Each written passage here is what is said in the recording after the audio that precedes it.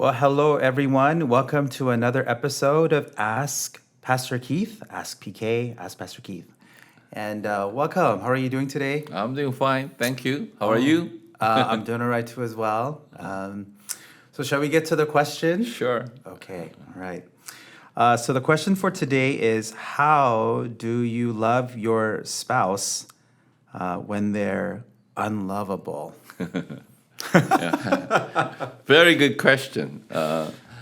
We try to answer very complicated questions within 5 minutes. So sometimes it, you know, sounds like a smarty pants answer, but it is not. Loving your spouse when they're unlovable is the very definition of marriage. That's why when you make marriage vows, for better or worse, for sickness or in health, or rich or poor, in order to just remove all the conditions and reasoning in your marriage to love one another. That's the very purpose of it.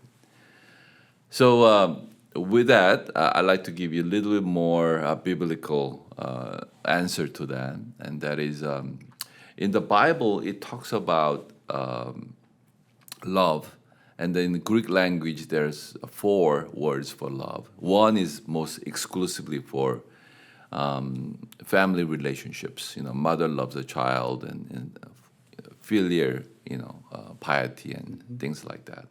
But the others are like eros and phileo and agape. And eros is the love that loves when the person is lovable, right? Attractive, strong, beautiful, smart.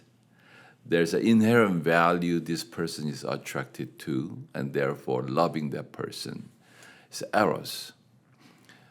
And the second love is a phileo. A phileo is more friendship love. So that in the journey of life, thick and thin, you accept that person as your companion, as your friend. Sometimes this person has a quirky bent in his personality or whatnot, but you accept that person and love that person. Not always like that person, but there is, their continuing love relationship with that person. That's phileo. Agape is opposite of eros. In other words, you don't love because the beloved has this inherent quality, but you are committed. And because you are committed, once again borrowing the language from Nietzsche, the German philosopher, he had a problem with the Christianity because he did not see any Christians with this quality, long obedience in the same direction, which is very, very, incredibly insightful words. So agape has that quality, long obedience in the same direction, that commitment aspect of it. And that commitment stirs up love.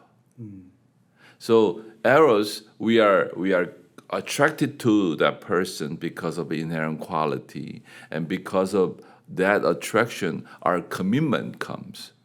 But in agape, we are committed to that person, and because of that feeling of attraction and love and worth is rising with us. So this is a very important understanding of Christian love. And all three aspects of love has to be in the spousal relationship, in the marriage. But as Christians, this agape love is so deep, and this is why Jesus, Scripture says, God loved us while we are yet sinners, while we are yet unlovable. And he demonstrates love toward us by giving his son. And this is the exact same thing that we have received as believers.